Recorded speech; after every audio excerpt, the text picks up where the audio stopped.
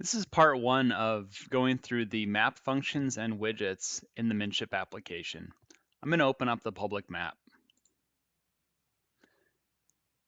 When I open up the public map, you'll see that the map is centered on the state of Minnesota.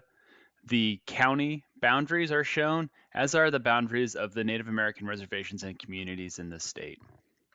You'll notice these buttons around the margins of the map. These are widgets. Widgets are just functions in the application that allow you to do things like search or measure or find coordinates or other useful tasks. The first widget I'll discuss is the zoom widget. This is just this plus symbol up here in the upper left. You just push it to zoom in.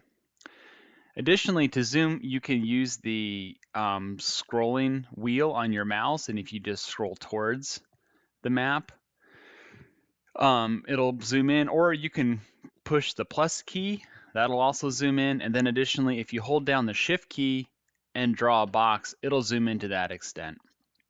To zoom out, just click this minus button here, or you can roll the mouse dial away from the screen and that'll zoom out, or additionally, you can press the minus key.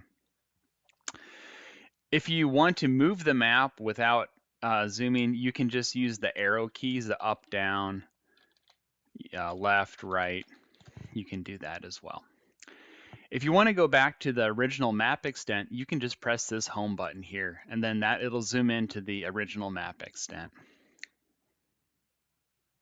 To find an address or a location, you can put that up here in the find address or place box. So I'm going to put in an address here. I'm going to click return, and it's going to zoom into that address, which is the Glensheen Mansion in Duluth. If you just want to put in a location, maybe you don't know the address, but it's something that you think the internet might have an idea where it's located, you can put that in too. So I'll go ahead and put the Icy Cup in my neighborhood in St. Paul. I'll click return, and the map zooms to that. That's where the Icy Cup is located. If you know the Township Range Section of an area of interest, you can type that in here in the Zoom to TRS widget. So I'll type in the township, the range, the direction, and the section, and click search. It'll take a minute, but then it'll zoom to it. So now it's zoomed to this section here on the east of Lake Bemidji. I'll close this widget. If you want to measure in the application, you can do that as well. So I'll just move over to this area that I want to do some measuring in. I'll open the measure tool up here in the upper left. I'll choose the distance measuring tool, and then I'll click between this point and this point. And then down here, you can see that that's 2,614 meters. If I want to use a different unit, I can change the unit to, say, feet or miles.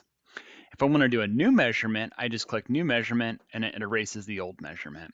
If I want to do an area calculation, I can click this tool here, the area measurement tool, and then draw a polygon, and then it'll calculate the area of that polygon. Right now I'm calculating it in square meters, but if I want to switch to acres, I can just go to the units and click acres. If I want to throw away the measurement that I just did, instead of clicking new measurement, I can also just click this clear measurements tool here, and clears the measurements. You'll notice down in the bottom left here, these two numbers, these coordinates change as I move my cursor. So right now it's giving me the decimal degree, latitude and longitude of my cursor location. If I want to change the coordinate system, I can change it to UTM. And now it's giving me those coordinates in the UTM coordinate system. If you already know a coordinate system and you want to zoom to it, you can click Input Coordinate Systems. You can put in a coordinate system that matches the syntax that was that the UTM recognizes. Click Go to Location and then Convert, and then you'll see that it put us this little round circle here, which happens to be right on the Paul and Babe statue in Bemidji. Additionally, if you want to look at your locations and see several different coordinates at once, you can click this add conversions and add as many of these different coordinate systems as you wish. One other thing I'd like to show you is the scale bar down in the bottom right here. So you'll see that as I zoom in or out on the map, the scale is dynamic and changes. So it responds to how far I'm zoomed out.